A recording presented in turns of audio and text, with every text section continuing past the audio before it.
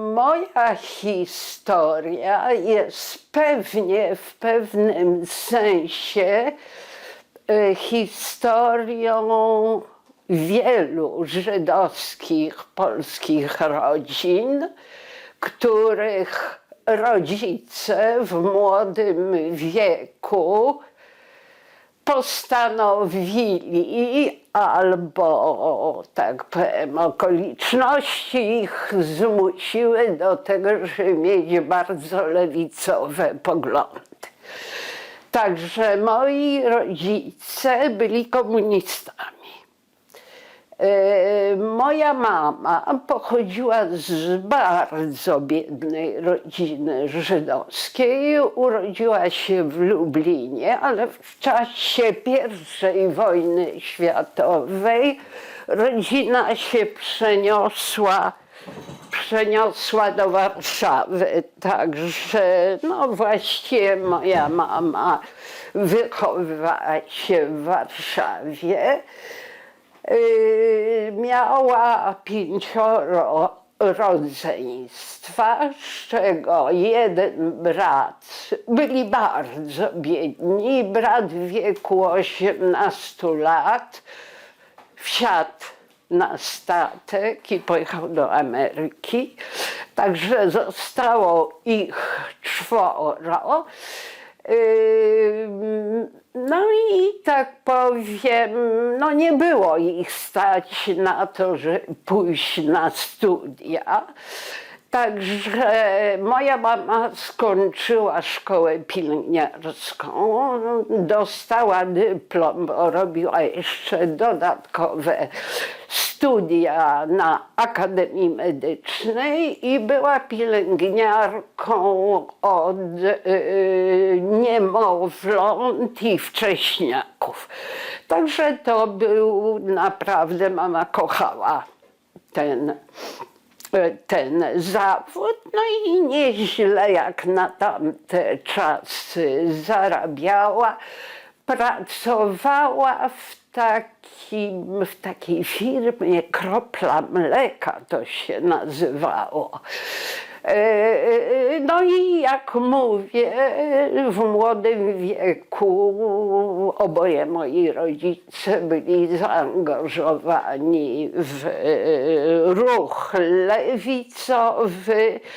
Zaczęło się u mojej mamy od Hashomer Hatzai, no a potem poszło w stronę całkiem lewicową, czyli pewnie już tak, wtedy już było KPP, pewnie w stronę KPP.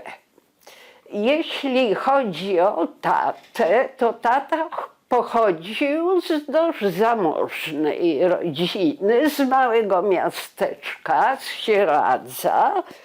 Też była duża rodzina, było 6 rodzeństwa, ale oni wszyscy nie tylko, że mieli matury, ale również mieli wyższe wykształcenie.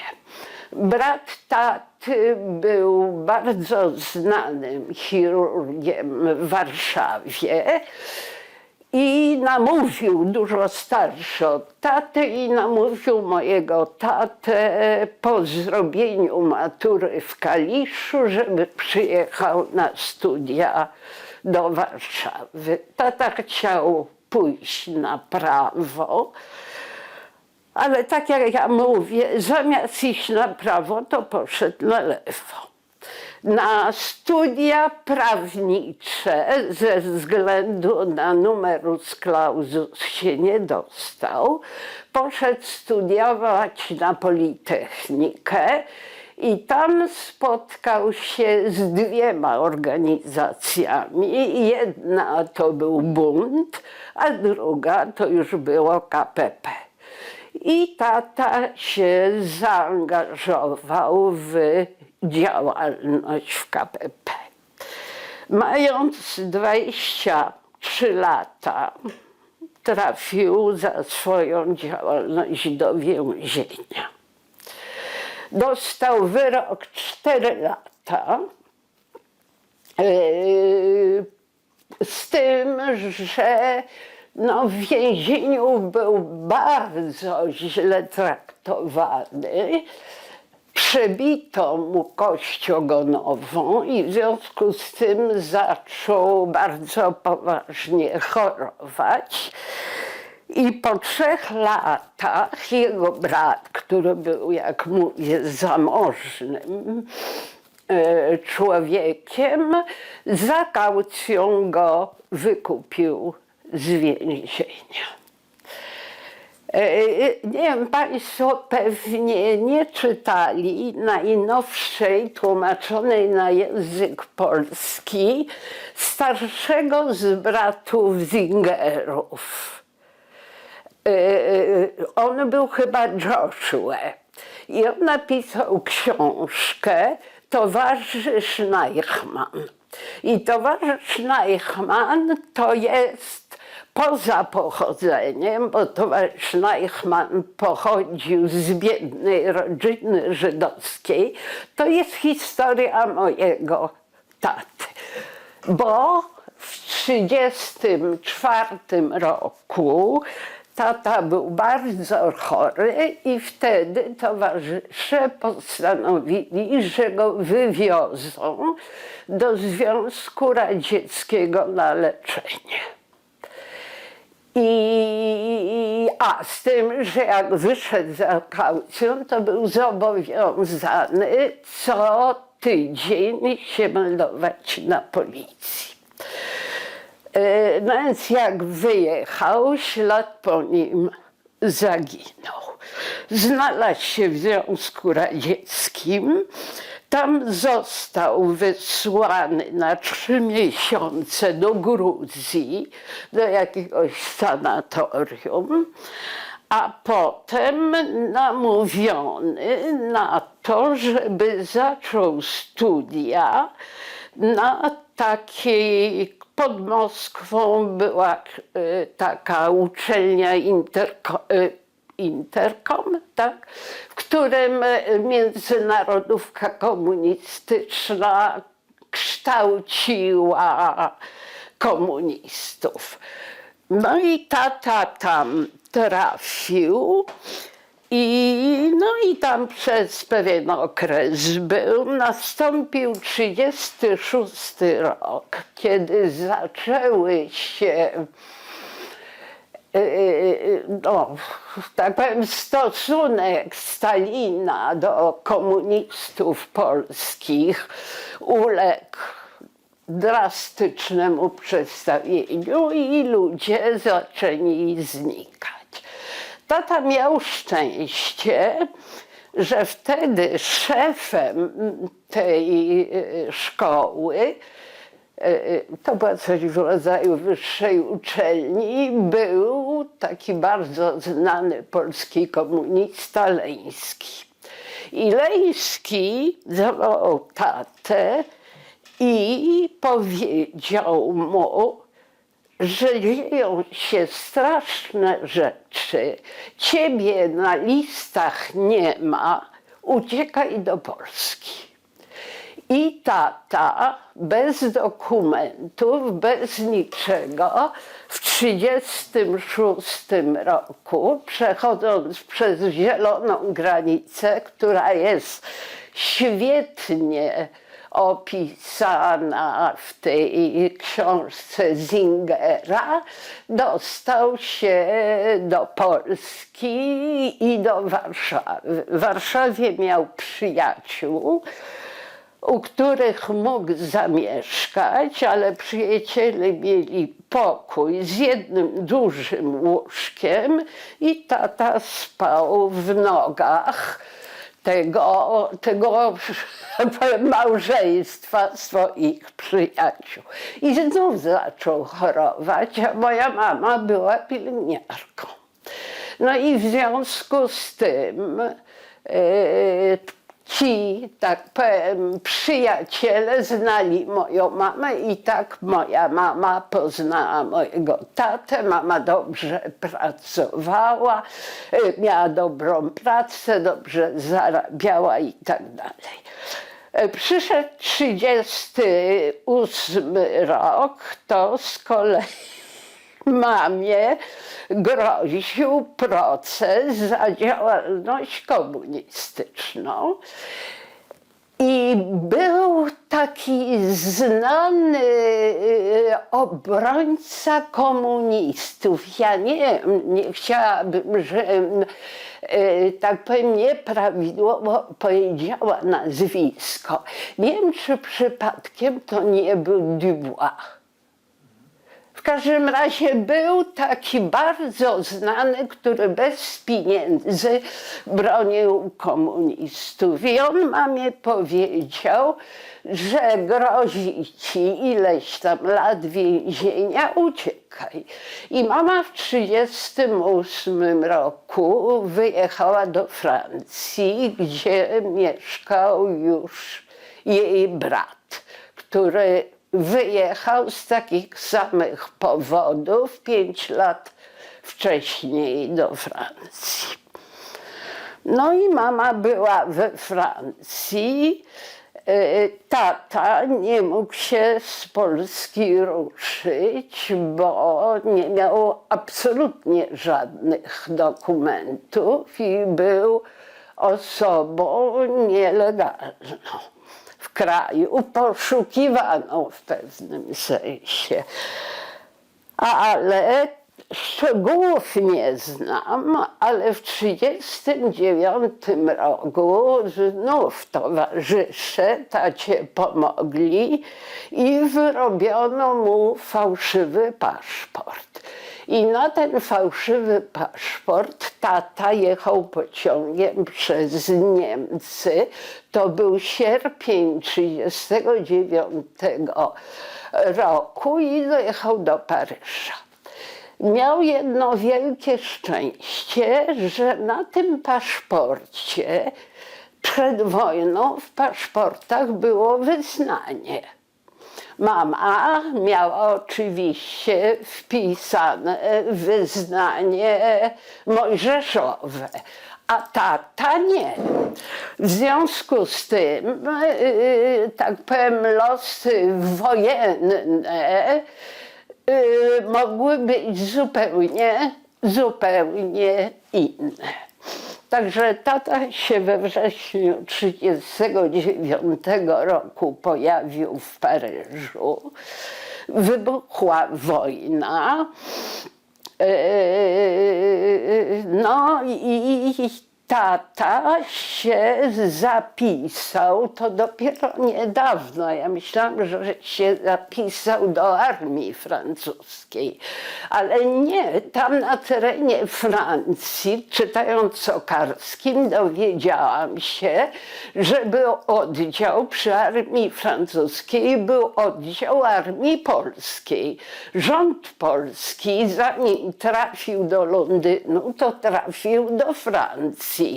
I gdzieś tam, to chyba było na terenach, które potem były pod rządem Vichy, to tam był rząd polski. I tata się zgłosił do armii i jak tylko wybuchła wojna, jak Niemcy napadli na Francję, no to tata poszedł do wojska i trafił i walczył do momentu, jak armia francuska się poddała. W międzyczasie ja się urodziłam dokładnie w momencie, kiedy Niemcy próbowali zdobyć Paryż.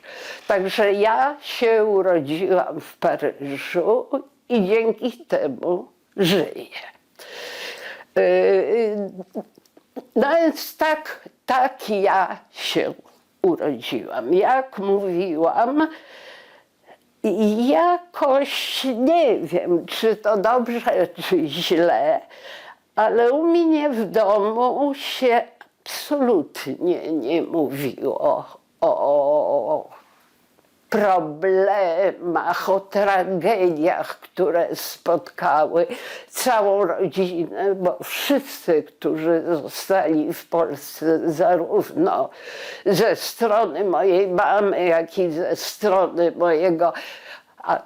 mojego taty zginęli. Uratowała się jedna siostra mojej mamy, której udało się uciec do Związku Radzieckiego. Ale o tym się nie mówiło. Wiem, że rodzice strasznie to przeżywali, ale chronili mnie przed tym. Także tak się to zaczęło. Przyszła wojna, tata wstąpił potem już do armii francuskiej i działał. To właściwie była legia cudzoziemska, bo przyjmowano cudzoziemców do walki z Niemcami. Tata dostał jakieś, 2 ordery francuskie. Także taty w czasie wojny z nami nie było. Byłam tylko z mamą. No i jakoś to życie się toczyło do 1942 roku, kiedy Niemcy postanowili zlikwidować Żydów francuskich. I wtedy w domu, w którym myśmy mieszkały, nie było mężczyzn Żydów, ale były 3 kobiety z dziećmi w tym samym wieku. I we Francji w każdym domu jest dozorczyni. I ta dozorczyni miała męża, który był znów łód szczęścia, który był policjantem, a we Francji Żydów zaganiano do tego wielkiego stadionu nie przy pomocy Niemców, tylko to robiła policja francuska. I tenże mąż naszej dozorczyni miał listę osób, które danego dnia po godzinie, bo godzina policyjna dla Żydów była 6 albo 7, miał zaprowadzić do tego obozu przejściowego w Drancy. I on o godzinie 5, na godzinę przed terminem, zawiadomił te 3 kobiety o tym, żeby natychmiast uciekały z domu, bo za godzinę będzie koniec. I wszystkie 3 kobiety i 3 dzieci dzięki temu się uratowało. Nie był to prosty problem, kiedy kobieta, i to jeszcze nie francuska, tak powiem, wychodzi na ulicę o godzinie 5 po południu i wie, że w ciągu godziny musi zniknąć. No i tu z pomocą przyszli cudowni francuscy, prości ludzie. Pan był kolejarzem, a pani była gospodynią domową. Mama ich znała ze względu na to, że oni mieli poglądy lewicowe i tam na jakichś spotkaniach czasami się spotykali. No i ta rodzina nas do siebie, mnie i moją mamę, do siebie wzięła. Jak długo byliśmy w Paryżu, nie wiem. W każdym razie ten pan miał na imię Kamil, na nazwiska Pujol. Był kolejarzem i postanowił nas wywieźć do swojej rodziny. No i jak nie wiem, no jako kolejarz miał możliwości i znalazłam się z mamą na głębokiej wsi. Niestety nie mam najmniejszego pojęcia, gdzie była ta wieś, jak ona się nazywała. W związku z tym, że na tej wsi byłam ponad 2 lata i to już miałam powyżej 2 lat, mam kilka obrazków z tego pobytu. Geograficznie to pamiętam wielki pożar, była taka słynna historia, zresztą proces był, kiedy Niemcy zgonili do kościoła około 1500 osób i podpalili kościół we Francji i to gdzieś 20-30 lat był proces i ja pamiętam ten ogień. Także gdzieś tam w odległości pamiętam niesamowity pożar. Co jeszcze z wioski pamiętam? No pamiętam, że miałyśmy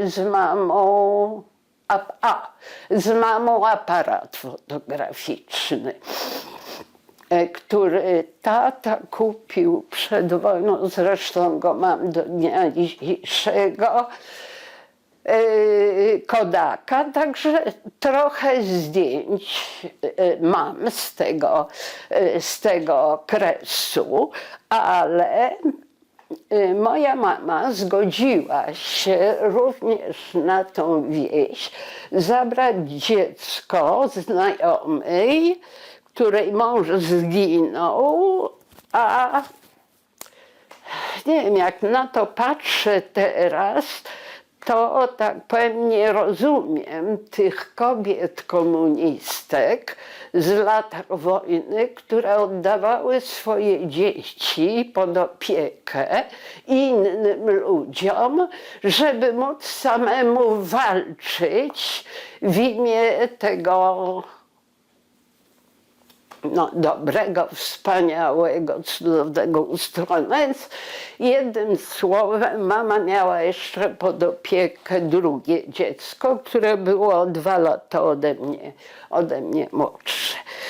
I kiedy przychodziły takie sygnały, że mogą przyjść Niemcy, to wtedy a dom stał na brzegu, to była mała wiocha, na brzegu wiochy, niedaleko lasu, także myśmy musiały uciekać do lasu. Mama brała na ręce Gabrysia, bo on się Gabryś nazywał, a moim zadaniem było zabrać aparat fotograficzny. I pamiętam, że jeszcze ten aparat rzucałam pod jakieś krzaki, bo wokół domu były krzaki takie owocowe i tak dalej. To jest druga rzecz, którą pamiętam, a trzecia rzecz, którą pamiętam, to już był 1944 rok, wyzwolenie. Las był na górze, a domek, w którym byłyśmy tam razem z rodziną francuską. Nic o tej rodzinie niestety nie wiem. To były same kobiety, 2 albo 3 kobiety prowadziły ten dom, nic. Wokół lasu była droga, w dół była ścieżka i tam stał ten dom. I w 1944 roku zobaczyłam na tej drodze wokół lasu samochody. Takie jeepy jechały, no więc pobiegłam tam, no i tu wpadłam w osłupienie, bo po raz pierwszy w życiu zobaczyłam człowieka, który nie był biały. czyli to byli już żołnierze amerykańscy i jeszcze do tego ten niebiały człowiek dał mi tabliczkę czekolady.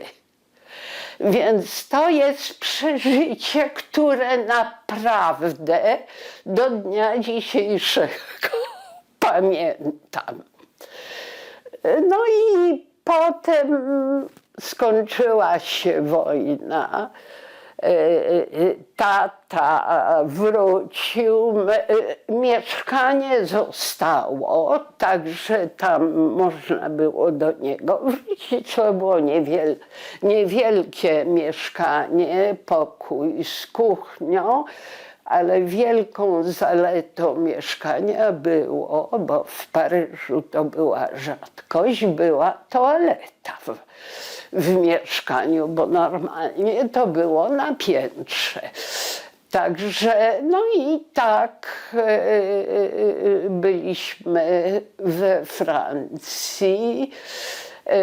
Tata w 1947 roku wyjechał do Polski, a myśmy z mamą dopiero w lipcu 1948 roku do Warszawy dojechałyśmy dokładnie 22 lipca 1948.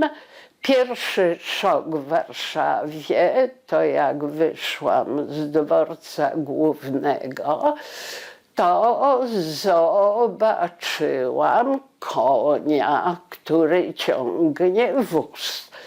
To był w ogóle szok, że tak wyglądają w Warszawie taksówki. No nie było samochodów, tylko to były.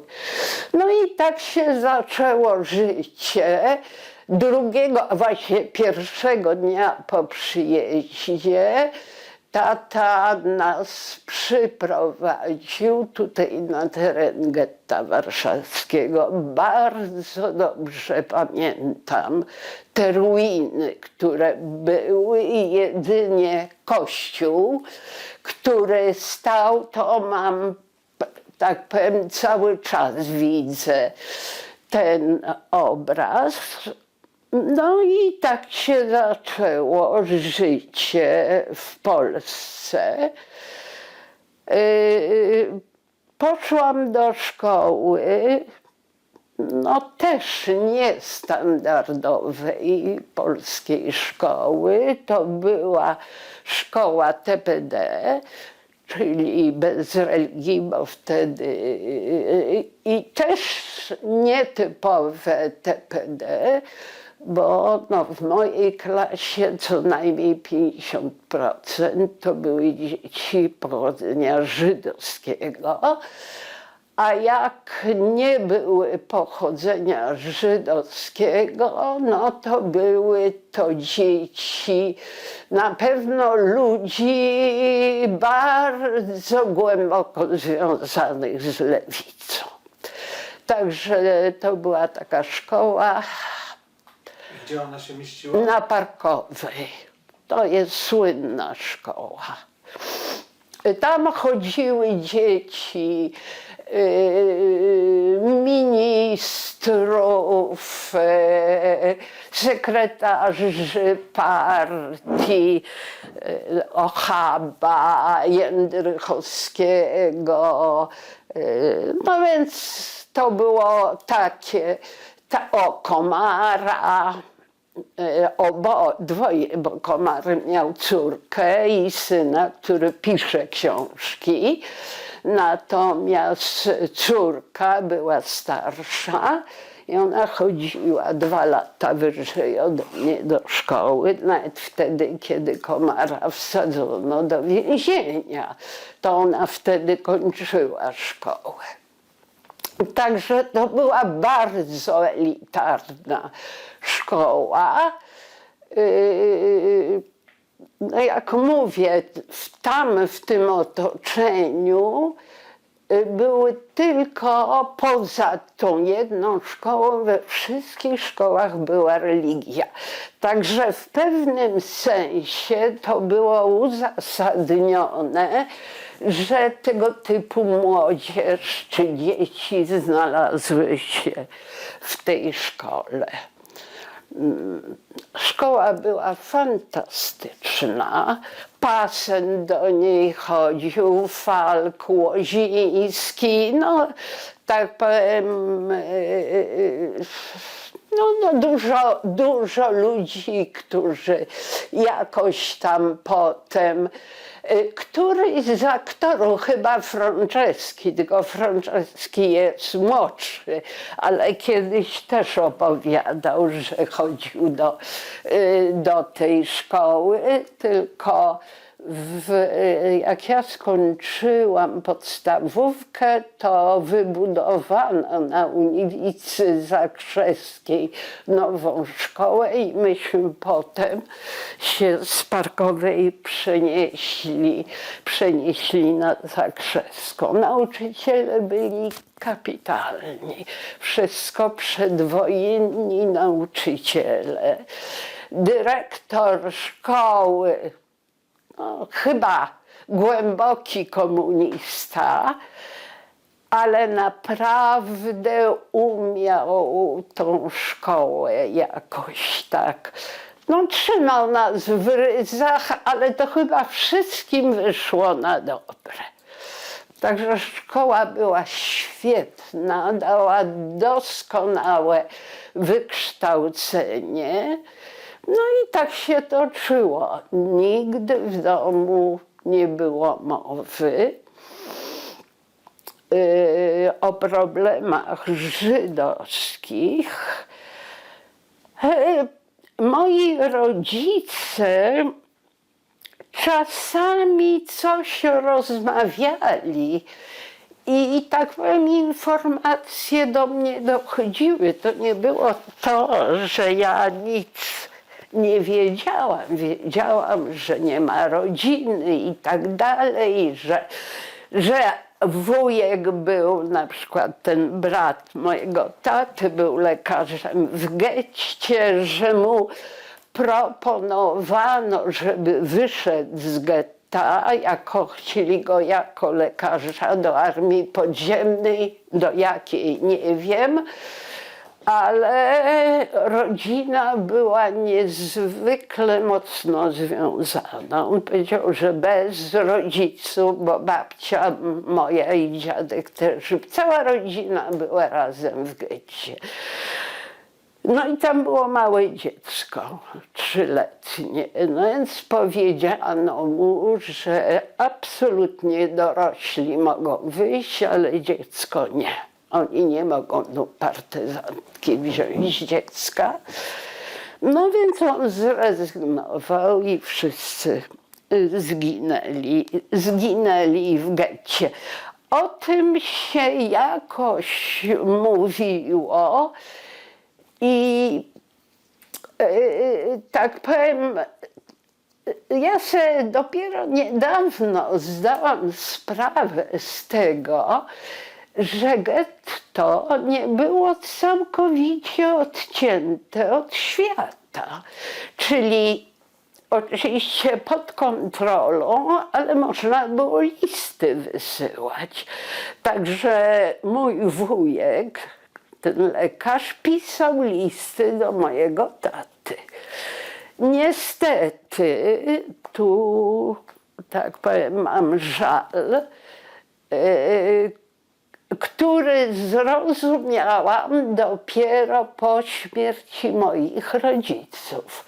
Ja nie znalazłam w domu żadnych, poza takimi najważniejszymi, dokumentów, zapisek, czegokolwiek o moich rodzicach. U nich był lęk przed tym, że ktoś coś znajdzie. To jest straszne, ale no nie wiem, nie umiem jak to powiedzieć, ale dla mnie to było straszne. straszne, kiedy właśnie w pewnym momencie stwierdziłam, że muszę dokumenty sprawdzić i znalazłam paszport, legitymację partyjną. Mamy dyplom z ukończenia specjalnych półrocznych kursów na Akademii Medycznej w Warszawie i ordery mojego taty. Nic więcej. Także w tym pokoleniu był jakiś straszny strach przed otoczeniem. Dla mnie jest to niezrozumiałe. W związku z tym tata, jak wracał do Polski, najprawdopodobniej zniszczył wszystkie listy swojego brata. Wiem, że chyba jeden list zachował, bo pamiętam 56 rok. Tata był bardzo dobrym, takim czułym człowiekiem. I pamiętam, jak w 56 roku tata zapłakał i powiedział: zniszczyłem ostatni list mojego brata. I to było, wtedy nie zwróciłam na to uwagi, ale teraz to jest straszne. No to rozumiem, jakby był jedyny ślad po bracie, tak?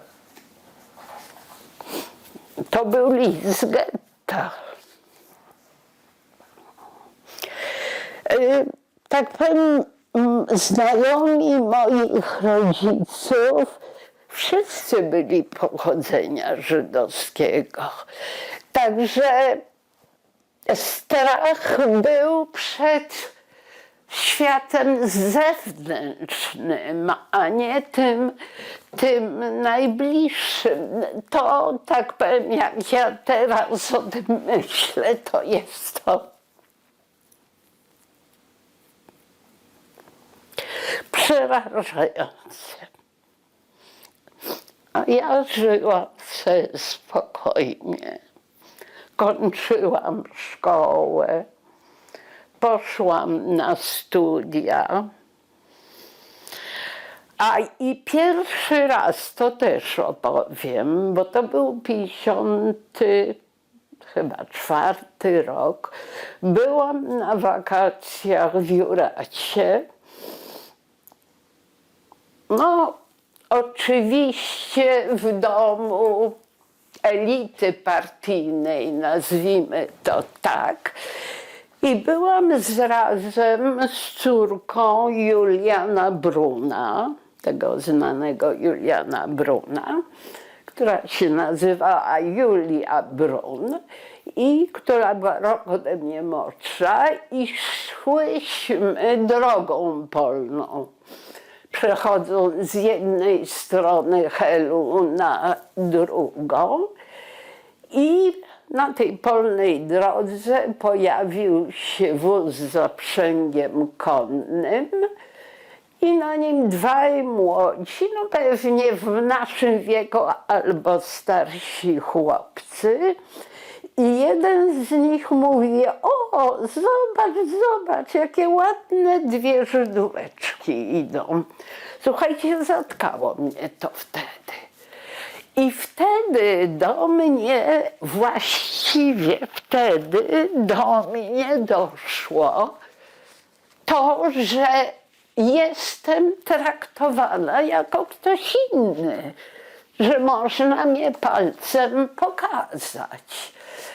I od tamtego czasu zaczęłam zwracać uwagę na właśnie takie: o, zobacz, Żyd jedzie, albo zobacz, myckę ma i tak dalej. Do 15 czy 14 roku życia w ogóle na to nie... I w ogóle pojęcie Żyd było dla mnie czymś obcym. Dobrze czy źle, nie wiem. Szczególnie, że moi rodzice przeżyli wojnę we Francji. I we Francji się nie, w każdym razie w mojej rodzinie nie używało się słowo juif, co jest odpowiednikiem Żyda, tylko się mówiło breton, czyli bretończyk. Co, tak powiem, i dla mnie słowo Żyd było czymś takim niewyczuwalnym.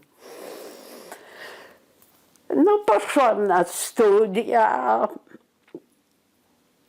Muszę powiedzieć, że w środowisku, w którym się znalazłam na studiach,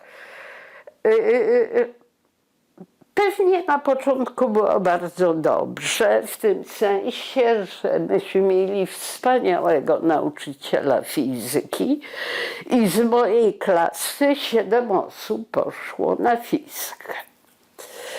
Także no, to była mieszana grupa, a że szkoła, jak mówiłam, była taka no, dla high life'u, no to między innymi poszedł syn ówczesnego Ministerstwa Edukacji, Golański się nazywał, no to był Polak, poszło, ale większość, jak sobie przypominam, to były osoby pochodzenia żydowskiego. Tata Mikołaja Grymberga, no i tak dalej. No i na studiach nie odczuwałam żadnych tego typu problemów. I chyba muszę powiedzieć, że środowisko to studenckie, a potem naukowe, w którym się znalazłam, w nim nie było nigdy jakichś takich akcentów, które by wskazywały, że to ma jakiekolwiek znaczenie.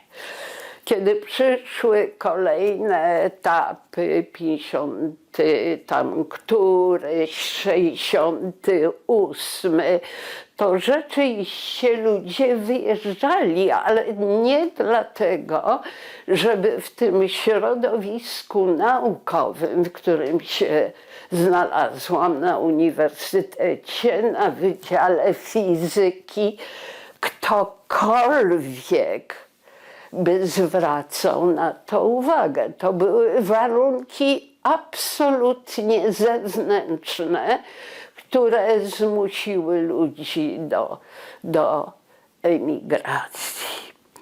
Mój tata no, nie przeżył 68 roku, a właściwie 67, no bo już po wojnie 6-dniowej zaczęły się poważne problemy i tata zmarł.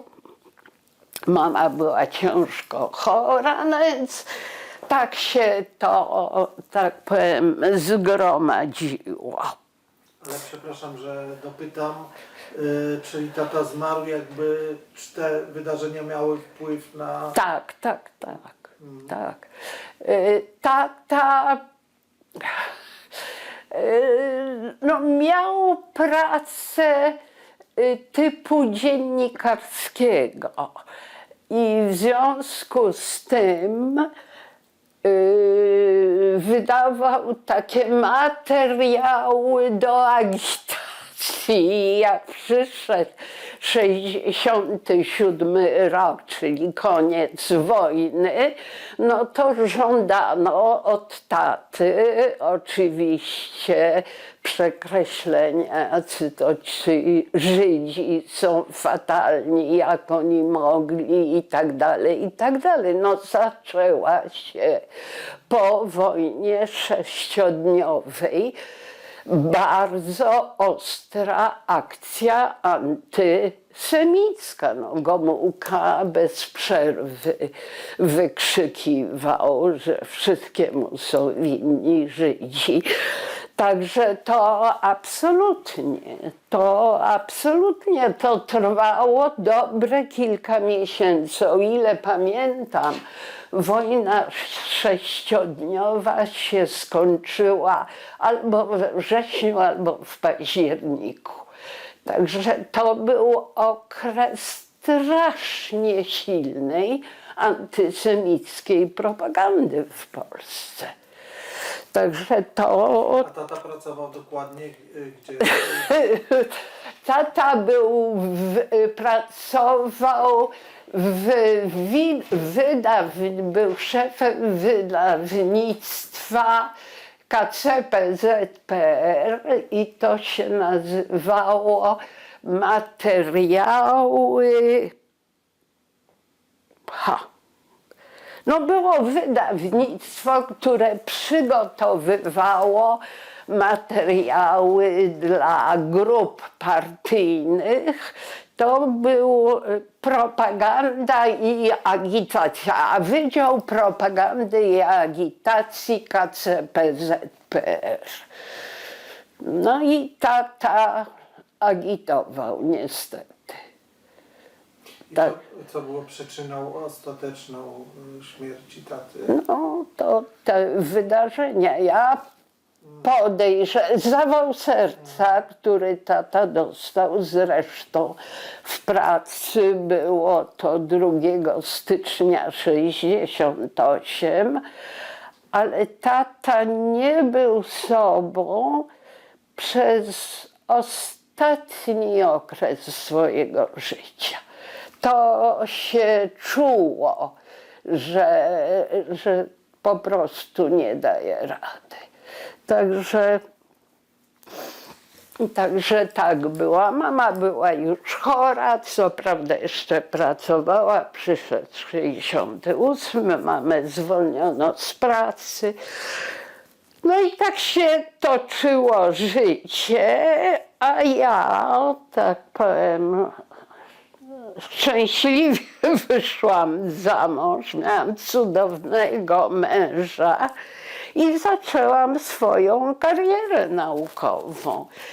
I to wszystko, no to oczywiście mnie dotyczyło, co się dzieje, ale jakoś to tak trochę. W 69 obroniłam doktorat.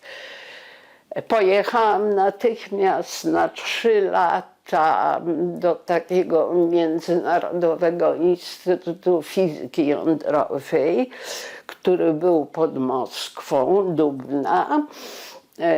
Polska była członkiem, także tego instytutu. Myśmy dość duże, to znaczy Polacy, wpłacali bardzo dużą składkę do tego instytutu. No jak na warunki Europy Wschodniej, demoludów, to instytut był na bardzo wysokim poziomie. Także no, z przyjemnością się tam pracowało. Była duża grupa Polaków, ponad 100 osób. Fantastyczne, przyjacielskie stosunki, także do dnia dzisiejszego utrzymuję kontakty z ludźmi. No i tak powiem, przeżyłam te 3 lata w Dubnie. No miałam niezwykle utalentowanego, mogę powiedzieć, o światowej sławie męża, który był zapraszany do różnych miejsc, także tuż po powrocie z Dubny pojechaliśmy do Kopenhagi na 2 lata. No i tak dalej. I to życie się toczyło. A jeszcze opowiem jedną rzecz, która też dla mnie była ciekawa. Jak skończyłam studia, to Uniwersytet Warszawski podpisał umowę z Uniwersytetem Stanforda w Stanach.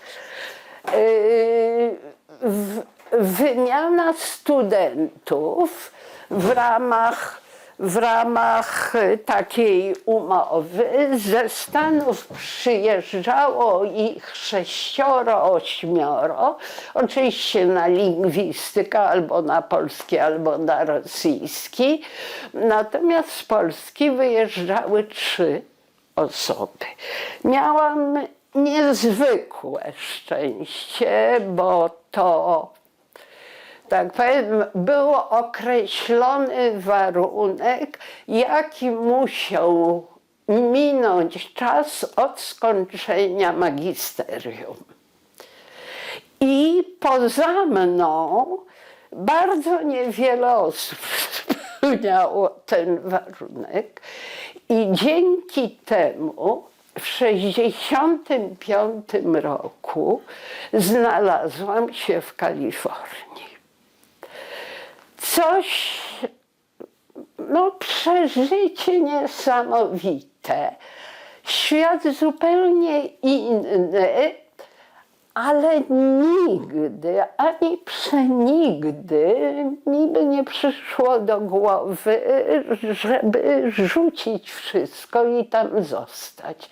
Miałam cudowny, wspaniały rok na Uniwersytecie Stanforda, przyjaciół amerykańskich, zwiedziłam kraj i pewne, no dobrze, już nie będę takich szczegółów.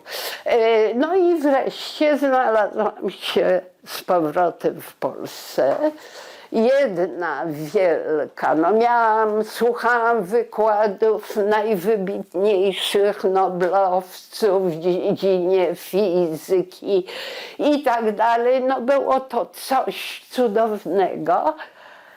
Ale wróciłam do Polski i do siebie i to nie był dla mnie żaden problem, żeby stanąć w kolejce po kostkę masła czy coś takiego. No byłam u siebie. Także ten 65 rok rzeczywiście otworzył mi oczy na ten inny świat. Także miałam fantastycznie ciekawe życie, także niczego nie żałuję. No więc, a potem w 1969 pojechałam na 3 lata do Dubnej i tutaj znów wspaniałe życie, nielegalnie, ale można było zwiedzić ten kraj. I myśmy jeździli po takich miejscach, po których mało kto jeździł w tamtym czasie. Pojechaliśmy nad Bajkał, byliśmy na Wyspach Sołowieckich, zwiedzaliśmy te obozy koncentracyjne Stalina i tak dalej. No, Azję Mniejszą, cały kraj, większość nielegalnie, bo żeby gdziekolwiek się ruszyć wtedy w Związek Radziecki, to trzeba było mieć zgodę. A zgodę dawano tylko na duże miasta, więc na przykład nad Bałkał mieliśmy zgodę na Irkuc, ale nie, żeby pojechać nad samo jezioro. No i tak dalej. No udało się, nigdy nas nie złapano, chociaż kolegę naszego gdzieś tam złapano, ale to już inna historia. No więc tak powiem, tak się toczyło życie, aż przyszedł taki moment, że doszło do mnie, że ja nic nie wiem o swojej rodzinie. że to wszystko jakoś zniknęło. Próbowałam szukać. Trochę znalazłam, trochę tu w Polinie znalazłam jakichś informacji, no ale niestety nie było już kogo pytać. Wszyscy już odeszli. Czyli kiedy ten moment nadszedł? O, to ja już zaczęłam się interesować pewnie między 50 a 60. Już byłam stara. I wtedy zaczęłam szukać, czy w domu są jakieś dokumenty, co ja wiem i tak dalej. Zaczęłam szukać w Żichu, tam jest ten taki dział. No ale bardzo niewiele, trochę się dowiedziałam. Odnalazł mnie jakiś, trudno powiedzieć krewny, ale ktoś, który wiedział coś o losach rodziny, właśnie siostry mojej mamy. On mieszkał w Ameryce i po śmierci ojca odnalazł, że ojciec przed wojną miał żonę i dziecko.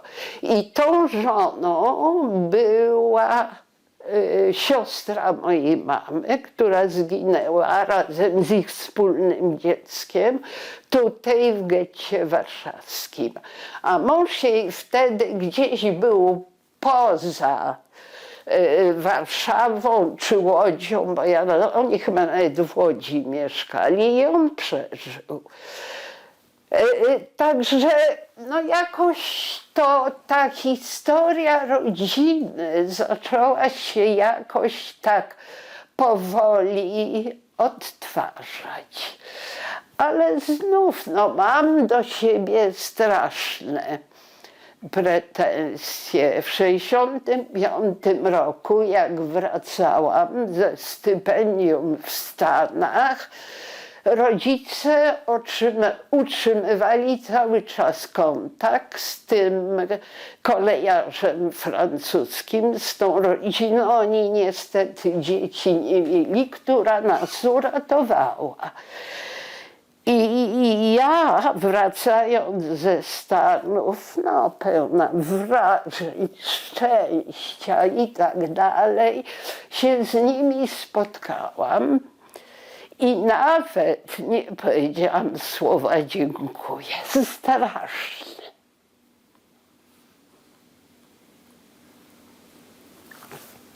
Może pani powiedziała, tylko pani nie pamięta.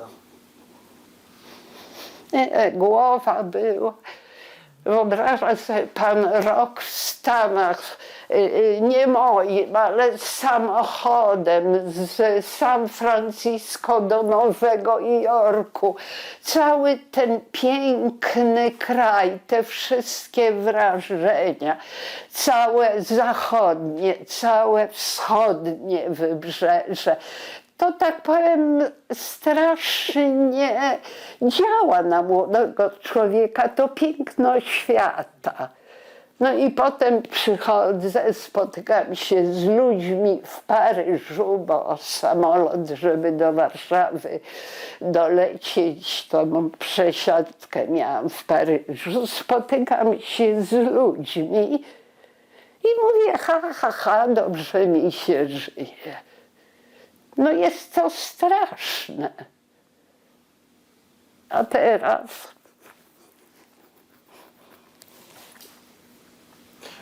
A czy, no właśnie, bo pani mówi, że cała rodzina mamy, zarówno jak i taty zginęli w getcie warszawskim. Jedna siostra przeżyła, bo znalazła się na terenie, była na terenie wschodniej Polski i No, wywieziono ją do Kazachstanu, także ona przeżyła, jedna siostra przeżyła. To jedyna jakby osoba z rodziny. Tak, tylko ona wróciła do Polski w 1946 roku i postanowiła ona w czasie wojny, żeby powiedzieć prawdę, jej mąż, bo ona była zamężna przed wojną i jej mąż wyszedł ze Związku Radzieckiego z armią Andersa. I ślad po nim zaginął. Ona go próbowała odnaleźć, ale nie odnalazła. I w związku z tym w 1947 roku w Wałbrzychu, bo ich przesiedlano w tamte tereny, wyszła za mąż, też za pana pochodzenia żydowskiego, zresztą fantastycznego człowieka. I oni pod koniec 1947 roku postanowili wyemigrować do Australii. I rzeczywiście wyemigrowali do Australii. Także ona jedna pozostała.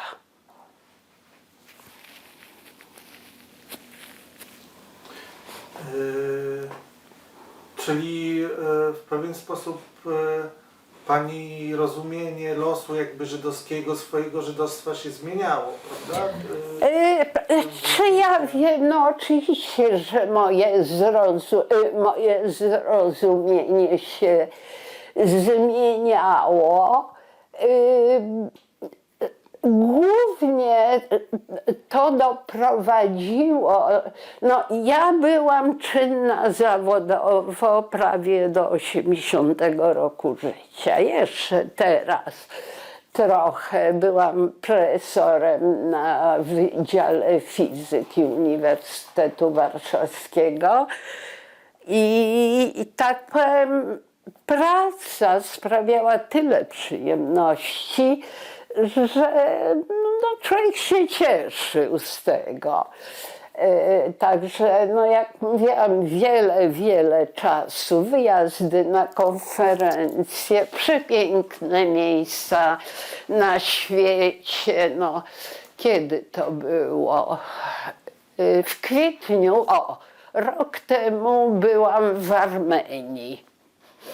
Na konferencji, był mój ostatni referat na konferencji z okazji 90-lecia profesora Ormianina, który się nazywa Oganessian i który jest człowiekiem, dzięki któremu wytworzono w sposób sztuczny najcięższy znany dotychczas pierwiastek. Jest tablica Mendelejewa, to w szkole wiadomo. I tak powiem, 20 lat temu było znane 100, powiedzmy 5 pierwiastków, a teraz już jest 118. I ten Oganessian był tym liderem grupy, której udało się pokazać, że taki pierwiastek istnieje. No więc pojechałam na konferencję do Jerewania. A mogę zapytać, jaki był tytuł pani wystąpienia?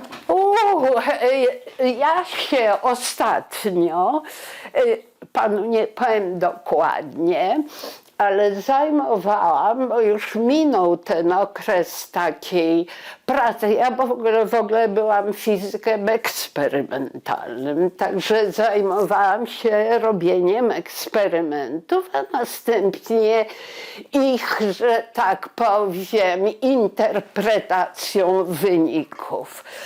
I przez ostatnie, no właściwie prawie 20 lat zajmowałam się właśnie tą problematyką, jak wytworzyć te nieznane jeszcze jądra.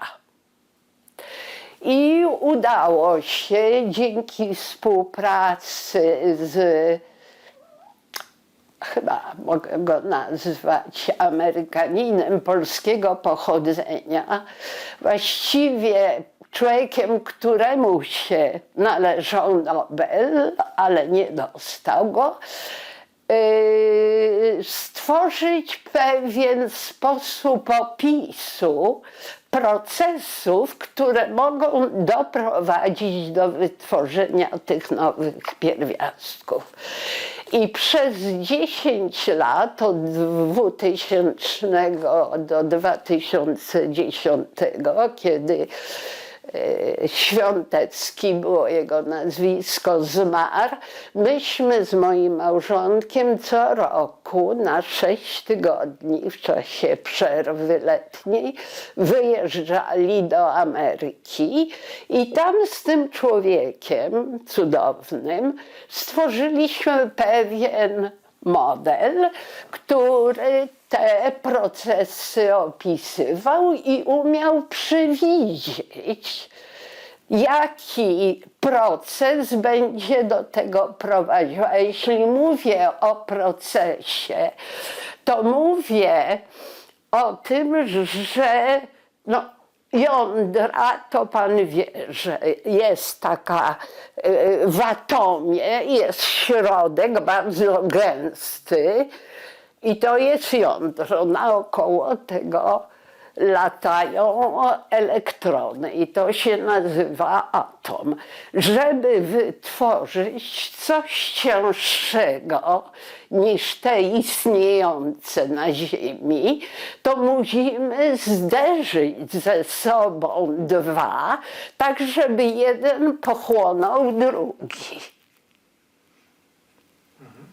No więc zajmowałam się takimi obliczeniami, a z kolei konferencja dotyczyła tej tematyki i była związana z tym wytwarzaniem jak najcięższych, nieznanych jeszcze pierwiastków. Na to idą straszne pieniądze.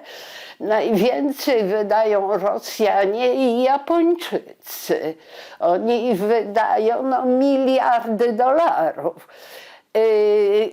Tak powiem, Japończykom, oni pierwsi na świecie wytworzyli pierwiastek o liczbie atomowej 113. I ten, który jako pierwszy wytworzy, ma prawo zaproponować nazwę. No i oni oczywiście ten pierwiastek nazwali Japonia. I teraz oni chcą koniecznie wytworzyć następny, żeby znów mieć pierwszeństwo w nazewnicy. Jest niesamowita konkurencja. Straszne pieniądze na to idą, ale to nie są badania bezsensowne. One naprawdę rozszerzają naszą wiedzę i o naszym świecie, i o tym, co kiedyś, jak się w ogóle ten nasz świat wytwarzał i w ogóle, tak powiem, jaka jest przyszłość tej dziedziny nauki. Także ja miałam właśnie referat o możliwościach produkcji jąder na podstawie naszego modelu jąder cięższych od tego Oganessiana. A czy pani była kiedyś w takiej sytuacji, że jako naukowiec wynalazła coś i musiała to nazywać? Tak, zdarzyło się. To się zdarzyło, ale to nic aż takiego wielkiego. Oczywiście, na przykład jak się tłumaczy jakieś zjawiska, to wtedy, tak powiem, się wykorzystuje pewne znane już informacje do tego, żeby stworzyć jakąś nową regułę. Także to się często, no na przykład ten model ma naszą nazwę. Ten model do liczenia możliwości produkcji i to on jest, tak powiem, jego nazwa jest używana wszędzie. Już jak się mówi tak, to znaczy, że to jest ten model. Jaka to jest nazwa? Skleroza, nie. Nie to, żebym jakby... Boże, nie powiem panu, bo tak powiem, wszystko jest zbytnio. A proszę powiedzieć, czy pani należy do Stowarzyszenia Dzieci Holokaustu? Należy. I czy mogłaby pani opowiedzieć, kiedy pani przystąpiła? Jakby, co pani... To ja, tak jak mówię, bardzo późno, właściwie to się wstyd przyznać, ale przystąpiłam w momencie, kiedy Stowarzyszenie Dzieci Holokaustu zaczęło działać, przystąpiło do międzynarodowego, nie wiem kiedy przystąpiło, ale w 1992 roku Stowarzyszenie Dzieci Holokaustu zostało uznane na świecie i wtedy można było składać podanie o, nie wiem jak to nazwać, zadośćuczynienie, rekompensaty i można, no i trzeba było, tak powiem, udowodnić, tak powiem, swoje, to był, nie wiem, 92, 3 rok, ale, no, że tak powiem, no, może wstyd, ale to pieniądze zawsze pieniądze. Ja się nie udzielałam w Stowarzyszeniu Dzieci Holokaustu. A czy jakby, no, pani mówiła o tym środowisku szkoły, tak, Towarzystwa Przyjaciół Dzieci, że to Tak. Czy potem pani obracała się w środowisku? Oj tak, ja do dnia dzisiejszego najbliżsi przyjaciele to są z czasów szkolnych. Z tym, że no, znaczna część ludzi wyjechała w 1968 roku, także tak powiem, niewiele nas zostało, a poza tym no już odchodzimy powoli. Bo pytam, ponieważ dla niektórych, wiem, że dla niektórych osób, które były, włączały się w tą działalność Stowarzyszenia Dzieci Holokaustu, to było jakby pierwsze takie spotkanie z osobami o podobnych losach. Aha, nie, dla mnie to, dla mnie, no, tak powiem, środowisko szkolne to były albo osoby, które przeżyły w Związku Radzieckim, albo z kolei osoby, bardzo dużo było osób, które przeżyły we Francji. No, Łoziński, Marcel, to znałam go bardzo, tak powiem, rodzice się bardzo dobrze znali. Też jego losy były no, trochę inne niż moje, ale też przeżył we Francji. No, takich osób było bardzo dużo.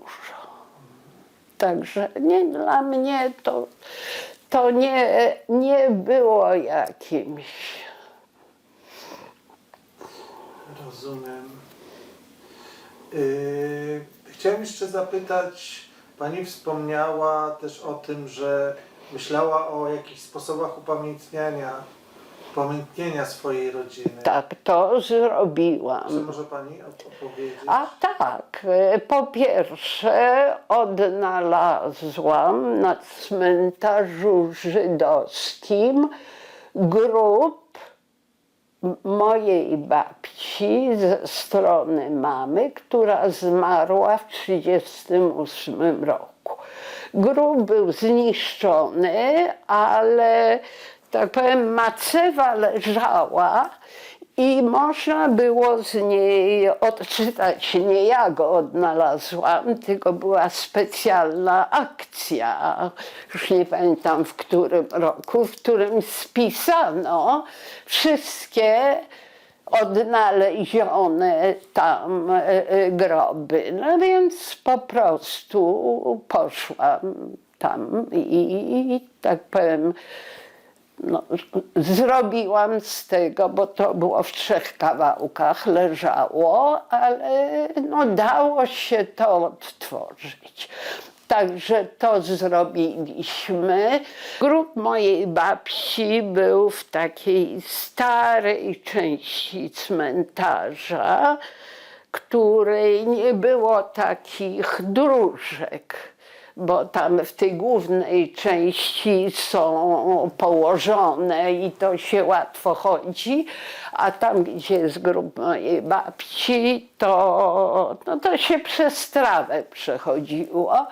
No więc zrobiłam, znaczy sfinansowałam tą dróżkę od momentu, kiedy się kończyło w głąb, aż tam do grobu babci. A może pani powiedzieć, co na tych tablicach, jaka jest inskrypcja? Na tablicach. Naszym rodzinom i tu jest, chyba nie mam, no straszne. To jest straszne, jak człowiek zdaje sobie sprawę z tego, jaką ma sklerozę. I to przychodzi tak szybko. Boże, straszne. Bo ja nawet wszystkich imion, ja mogę panu przysłać. Tak, nie, ale to oczywiście, proszę się nie Nie pamiętam, no to oczywiście naszym rodzinom takie, bo to 2 rodziny. Jedna o nazwisku Warun, druga o nazwisku Diament. Nazwisko mojego taty było Diament, ale jak tata wracał do Polski, to mu kazano zmienić nazwisko. To były, no, w tamtych czasach takie były procedury. I w związku z tym tata był Siwek, zmienił nazwisko na Siwek, a dlatego Siwek, bo jak był w więzieniu w wieku 20 kilku lat, to w ciągu jednej nocy osiwiał. I był, ja tatę pamiętam całe życie jako siwego pana. Także tata już przed wojną miał pseudonim Siwek.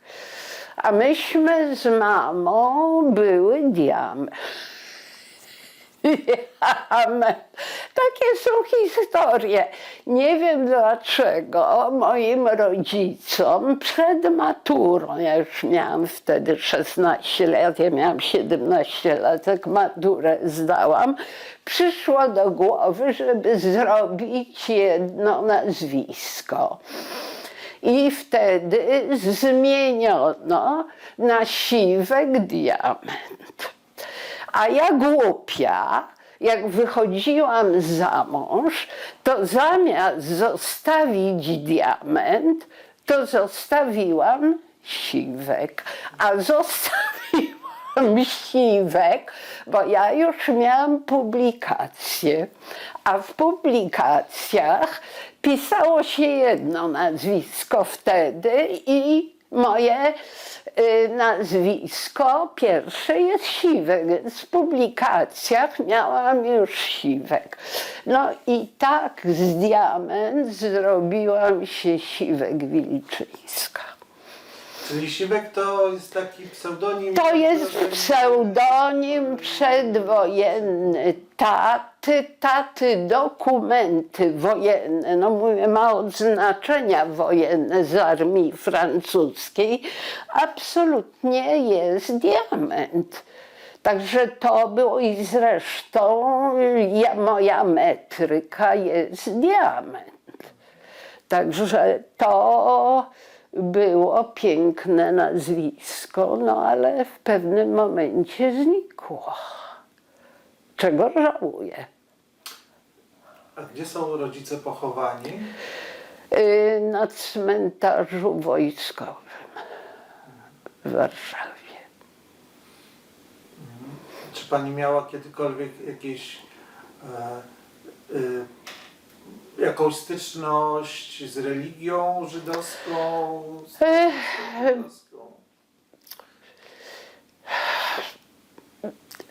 Tak powiem, bezpośrednio nie. Przyszedł taki moment, że kupiłam tu u państwa Stary Testament i go przeczytałam. Ale muszę przyznać, że znalazłam tyle okrucieństwa, że tak powiem, trochę mnie przeraziło i pamiętam, jak tutaj w Polinie było spotkanie z tym księdzem pochodzenia żydowskiego, Weksler się chyba nazywa, tak? I nawet było bardzo ciekawe, to już było po tym, jak on już, tak powiem, chyba wrócił z Izraela już. I nawet chciałam go spytać, jak to jest, że te wszystkie nakazy biblijne są takie nieludzkie. No. Ludzie mogą popełniać błędy i nie można tak źle traktować. Także nie, to mówię, tylko przeczytałam, a i nawet porównałam tłumaczenie, bo to Stary Testament był tłumaczony przez pierwszego twórcę tej synagogi zniszczonej. No tam, proszę, tak. I on przetłumaczył, pierwszy rabin, już nie wiem jak się nazywa, on przetłumaczył, tam w ogóle odbywały się, nie msze, jak to się mówi, kazanie w języku polskim. I on przetłumaczył Stary Testament na język polski. I to był XIX wiek. I ja porównałam nowe tłumaczenie z tym starym polskim. Jest to bardzo ciekawe, jak język ewoluuje. I co wynikło z tego porównania? No po prostu to, że nasz język się zmienia. No mówię nasz, polski język, zresztą chyba każdy język ulega jakimś zmianom. Bo pani wspominała o tym momencie, kiedy tata przyprowadził panią tutaj po wojnie na teren Tak, miasta. to był 22 lipiec 48. Ja chciałem zapytać, jaki jest w ogóle, pani od tamtego momentu widziała i widzi, jak się Tak? Powstał Muranów i tak dalej. Tak. Chciałem zapytać, jaki jest w ogóle taki pani emocjonalny stosunek do tego miejsca? Tak, nigdy bym nie chciała tu mieszkać, bo no, ta ziemia jest jednak przesiąknięta krwią, tak powiem, tysięcy ludzi. Tak powiem, Polin jako budynek jest piękny, natomiast to budownictwo to nie jest to, że ja mam jakiś sentyment do tego. Raczej ja pewnie, gdybym miała tu mieszkać, to bym nie dała rady. To by w jakiś sposób cały czas wpływało na mój stan psychiczny. Także to nie chciałabym. Wolałabym, żeby było ładniejsze, ale no, tak powiem. No to jakby chodzi mi o to, no, że jest to miejsce po Tak, nie, to nie chodzi o kwestię estetyczną. nie, absolutnie, tak powiem, nie dałabym rady. A czy pani uczestniczyła w tych obchodach? Zawsze. Może pani przypomnieć jakby najwcześniejsze obchody tutaj, na których pani była? Jak to wyglądało? Najwcześniejsze. Nie pamiętam. Wiem, że w zeszłym roku byłam rozczarowana 19 kwietnia, bo właściwie nikogo nie było, poza osobami, które składały wieńce. Bo przepraszam, bo w zeszłym roku pani też miała takie przemówienie, tak? A nie, ale czy to było 19? A to mogło być w kwietniu. Właśnie, bo są dwa. Jeden jest w lipcu, kiedy zamknięto getto, a drugie jest, kiedy koniec powstania. Powstania w getcie warszawskim. Nie pamiętam kiedy, tak, bo to była 80. urodzina, to była 80. rocznica, to były wielkie obchody całkowicie otoczone policją, a było to drugie spotkanie, tam nieformalne, koło pomnika Zamenhofa. Tak, tak powiem, pierwszy raz w życiu zdobyłam się na to, żeby powiedzieć coś osobistego, a mianowicie historię mojej kuzynki. To była ukochana córka, młodsza córka siostry mojej mamy. Moja mama była w niej zakochana, się nią bardzo opiekowała, póki nie wyjechała do Francji, która przeżyła straszne rzeczy. Mieszkała tutaj w getcie z mamą i siostrą. Siostrę zabito gdzieś, siostra była starsza, zabito ją na ulicy w getcie, a mama miała kontakt ze swoją przyjaciółką. No dobra, powiem, która była oficjalnie jedyną żoną Bolesława Bieruta. I ona mieszkała na Pradze. Bierut już z nią nie był, co prawda Bierut miał z nią dwoje dzieci, córkę i syna.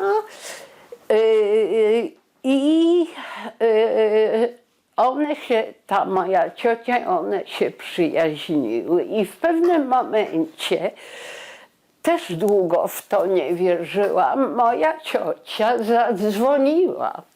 Nie wierzyłam w to, że z getta można było normalnie dzwonić. Można było. Ale to wszystko się dowiedziałam, tak powiem, kiedy zaczęłam czytać i wgłębiać się. Zadzwoniła do tej pani Bierut, ona na Giegór, jakoś tam było jej nazwisko, i powiedziała, czy by mogła posłać kanałami swoją córkę do niej. I to dziecko, które miało wtedy 8, może 9 lat, wyszło kanałami i zostało odprowadzone do tej pani. Okazało się, że córka, miała zresztą na imię tak jak ja, Krystyna, działała w podziemiu antyhitlerowskim i absolutnie nie można było tego dziecka przechować u nich. Gdzieś tam w piwnicy były jakieś składy, nie wiem dokładnie. I w związku z tym ta pani chodziła z tą dziewczynką po wszystkich możliwych klasztorach i błagała, żeby zabrano to dziecko. Nie zabrano, bo źle już mówi po polsku, po 2 czy 3 latach pobytu w getcie warszawskim, fatalnie wygląda, a nawet miałam jej zdjęcie, blondynka, ja nie wiem, kto wygląda jak Żyd, więc nie potrafię. No i nie było innego wyjścia i to dziecko puszczono z powrotem do getta kanałami. Do matki już nie doszła. Takie, a matka zginęła. Gdzie? Nie wiem, czy w Warszawie, czy w Treblince, nie wiem. Także takie były losy, o których no, dzięki ludziom moja mama się dowiedziała. Także to było, tak powiem, wstrząsające, ta historia. A jaką osobą, bo pani mówiła o tacie, jeśli chodzi o pani mamę, jak się nazywała pani mama? Mama z domu była Warum, a imię miała Sara, które oczywiście straszne, ale zmieniła na Stefania. A tata miał polsko-żydowskie imię, bo się nazywał Józef. Także urodzony był jako Józef. A jaką osobą była pani mama?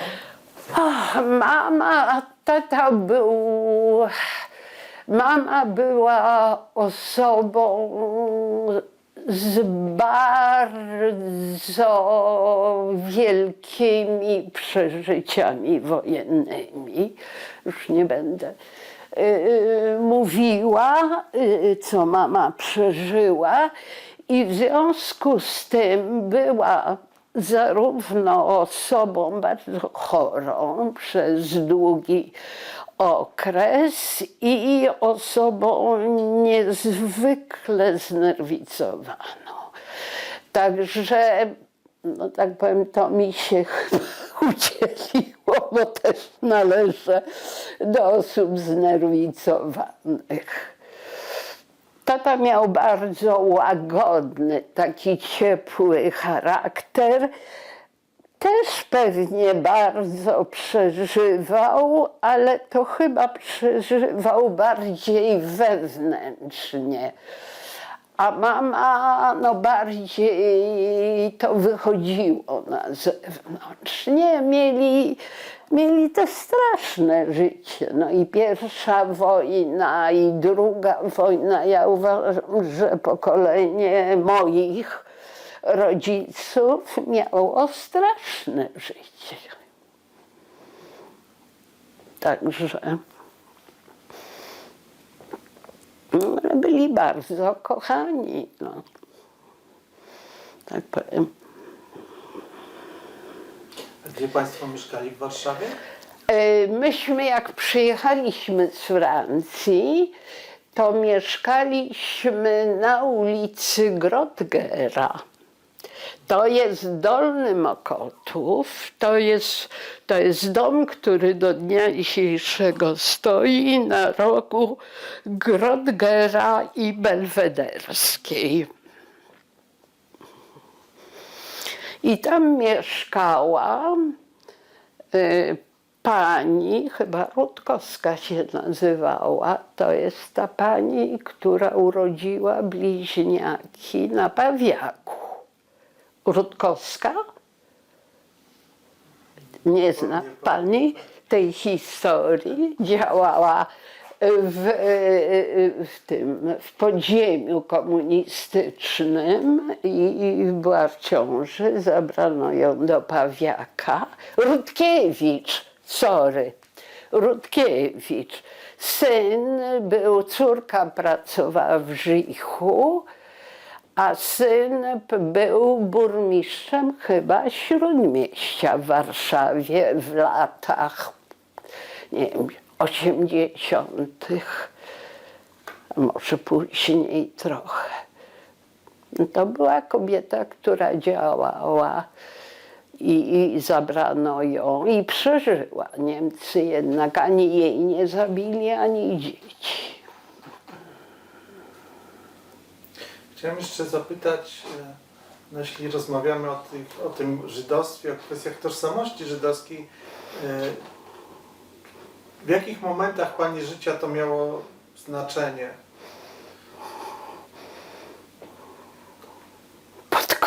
Pod koniec życia. Wie pan, tak. Tak powiem, no mam kolegów, którzy studiowali razem ze mną i którzy, tak powiem, jak tylko przyszłam na studia, wiedzieli, że ja jestem Żydówką. Ja nie wiem skąd, może nazwisko. Ale ja już byłam, byłam Siwek Diament, może nazwisko. Natomiast dla mnie, mówię, naprawdę zaczęłam rozważać problemy pochodzenia bardzo późno. Także teraz czuję cholerną więź i gdyby mi ktoś, zresztą to od dawna mówię, że ja bym nigdy nie wyjechała, bo ktoś musi dbać o kamienie. A po rodzinie zostały tylko kamienie. Także nie wiem. Gdzieś na grobie przeczytałam, to chyba było na cmentarzu katolickim, że jak zaniknie po nas pamięć, to zostaną kamienie.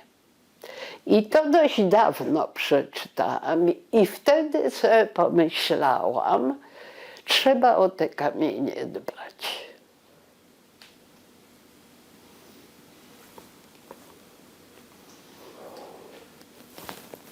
Rozumiem.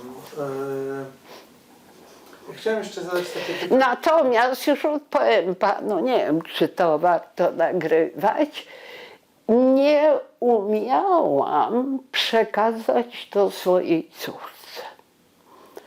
Także moja córka absolutnie nie chce o tym słyszeć. i mówi tak: świat jest tak okropny, że po co jeszcze sobie tych okropieństw dodawać? Nie wiem. I co to może znaczyć? Jak to No ją nie interesują problemy żydowskie, absolutnie. Ja mam całą bibliotekę książek, bo przyszedł ten moment, w którym ja się chciałam czegoś dowiedzieć. I to z różnych źródeł. Pamiętam, byłam w Żychu na spotkaniu z... nazwiska nie powiem, rzeczywiście głowa wysiada.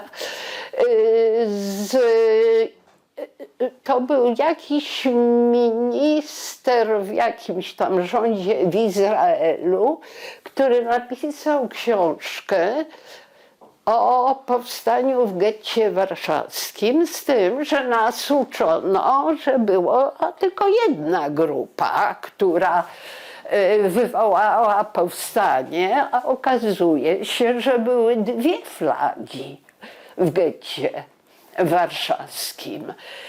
I tak powiem, no, zaczęłam się dowiadywać, zresztą ta książka się nazywa Dwie flagi nad gettem warszawskim.